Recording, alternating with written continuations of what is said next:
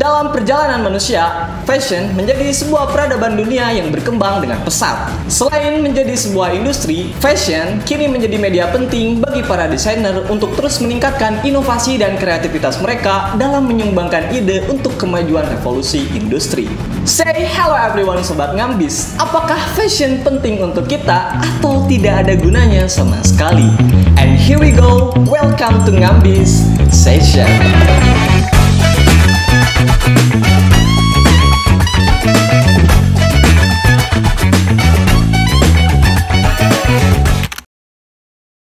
Ini teman saya Arfi.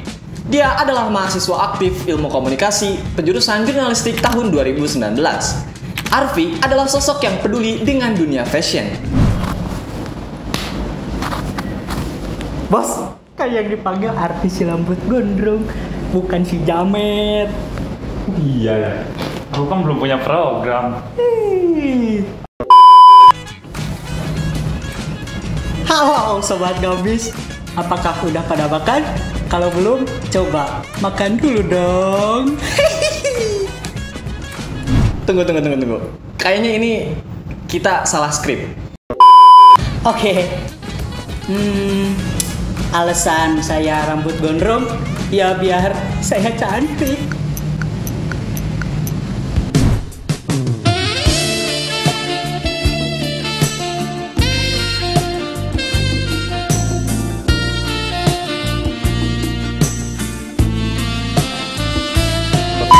Rambut gondrong artinya banyak sih. Mau itu jadi seni, fashion, ataupun menjadi kebebasan berekspresi. Tapi ini menjadi ciri khas saya sih. Gimana teman-teman Sobat Ngambis sih mau mengartikannya seperti apa? Apa yang dikatakan oleh Arfi, saya setuju. Arti dari rambut gondrong itu sebenarnya subjektif. Tergantung kalian memaknainya untuk apa. Ada juga nih alasan orang-orang yang gondrong kalau dipotong nih rambutnya itu bisa jadi kejang-kejang. Ya bayangin aja lah Sobat Ngambis, orang yang kejang-kejang itu kayak gimana. Nah, ada juga alasan anak-anak yang gondrong itu bisa bertahan hidup. Mereka hidup bukan karena nafas ataupun makanan dan lain-lain, tapi karena rambut gondrong nih. Tapi makna gondrong menurut saya salah satu bentuk perlawanan yang mengartikan kebebasan berekspresi. Rambut juga bisa bebas, apalagi pemikiran kita. Coba, bisa nggak sobat-sobat Ngambis kayak saya? Dalam dunia komunikasi, rambut gondrong itu termasuk ke dalam komunikasi nonverbal, yaitu sebuah proses komunikasi yang disampaikan tidak dengan kata-kata. Tetapi komunikasi nonverbal itu dilakukan dengan bahasa tubuh, penggunaan objek di dalam tubuh, dan gaya bicara yang dilakukan. Rambut gondrong itu termasuk ke dalam komunikasi nonverbal dalam penggunaan objek di dalam tubuh, seperti pakaian yang kita pakai, potongan rambut, atau simbol-simbol, dan masih banyak lagi. Rambut gondrong bisa menjadi sebuah pesan atau menjadi ciri khas untuk suatu kelompok dalam mengekspresikan gaya hidup mereka lewat gaya rambut. Komunikasi nonverbal kadang tidak berjalan dengan efektif karena sering terjadi perbedaan makna dalam komunikasi nonverbal itu sendiri. Miskomunikasi dapat terjadi ketika orang antar budaya sedang berkomunikasi. Contohnya, makna dari gerakan jempol di berbagai negara itu diartikan sebagai wujud apresiasi. Tapi di negara Irak dan Iran, apabila kita mengacungkan jempol kita, itu sebagai bentuk wujud dari penghinaan untuk mereka. Sama halnya dengan rambut gondrong.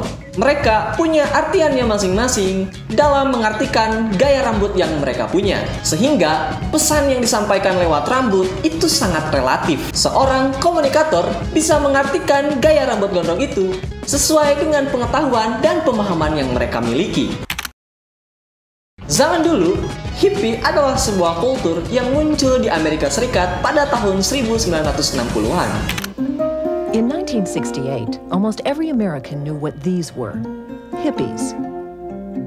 A few of the estimated 16 million cultural rebels who abandoned 1950s notions about how life in America should be lived. Hippie merupakan sebuah gerakan kaum muda yang melakukan aksi turun ke jalan berdemonstrasi terhadap kegiatan invasi yang dilakukan oleh Amerika Serikat kepada Vietnam.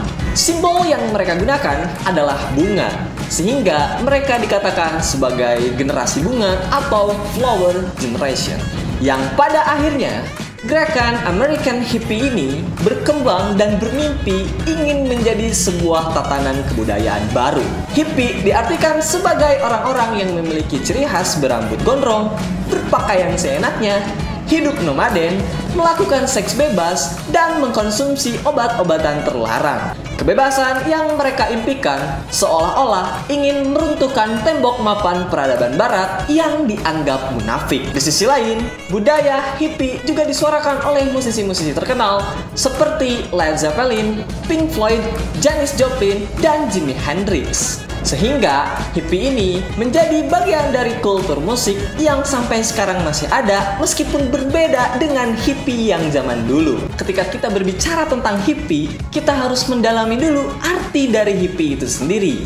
Apakah kita memandangnya hanya sebagai fashion atau justru menjadi ideologi sebagai gaya hidup mereka yang diartikan sebagai kebebasan? Dikutip dari artikel DC bahwa sebetulnya setelah pergerakan perlawanan itu berakhir, masih banyak orang-orang yang terjebak di dalam zona nyaman hippie itu sendiri atau hidup dengan kebebasan. Padahal dari segi idealisme, perlawanan hippie itu sudah berakhir. Orang-orang yang mengikuti budaya hippie sampai sekarang sudah seharusnya menyebarkan perdamaian kepada dunia. Hippies yang masih eksis sampai sekarang diartikan sebagai orang-orang yang mengekspresikan hippies lewat penampilan saja.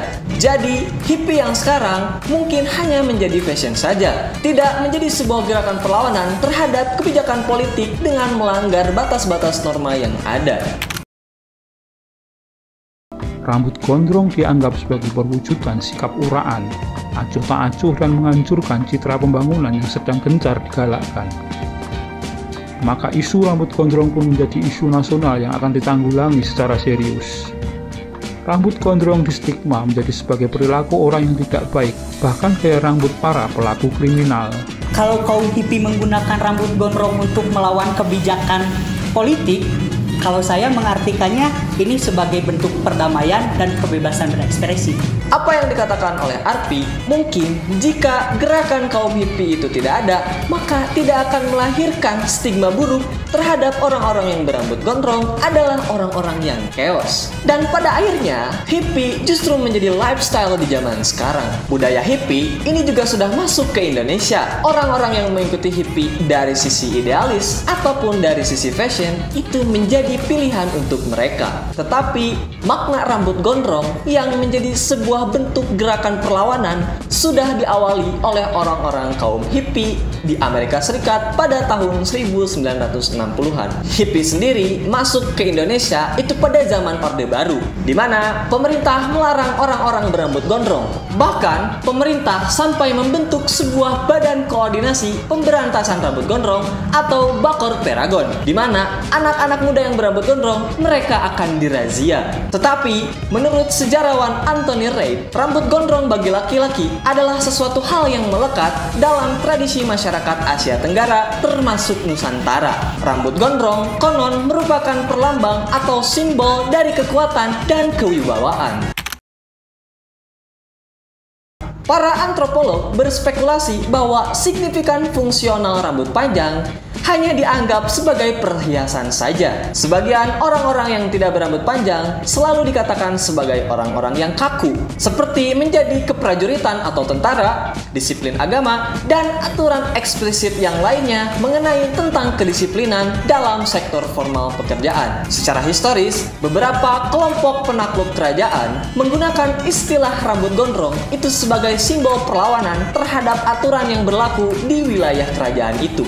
Jadi, pandangan negatif terhadap rambut gondrong bukan hanya muncul di tahun 1960-an, tapi jauh dari itu terjadi di tahun 1700-an. Seperti apa yang dilakukan oleh pasukan Charles Edward Stuart yang merebut kembali tahta Britania Raya untuk ayahnya sendiri, James Francis Edward Stuart. Biasanya, berambut pendek ini menjadi sebuah kewajiban apabila kita menjadi seorang tentara, karena berkaitan dengan hal-hal yang praktis, terutama soal kebersihan. Tapi sejarah mencatat ada masa di mana seorang tentara protes terhadap aturan rambut yang harus pendek, seperti apa yang dilakukan oleh anak muda Albert Schweitzer setelah mendaftarkan dirinya ke Angkatan Bersenjata Jerman. Dia memprotes tentang aturan rambut panjang yang disebut-sebut sebagai konstitusional warga negara. Tetapi protesnya hanya berlangsung selama 45 hari karena ia diancam akan dilaporkan dengan tuduhan aksi pembangkangan. Dan akhirnya Albert dengan terpaksa harus merelakan rambutnya untuk dipotong. Pada 8 Februari 1971, Menteri Pertahanan Jerman Helmut Schmidt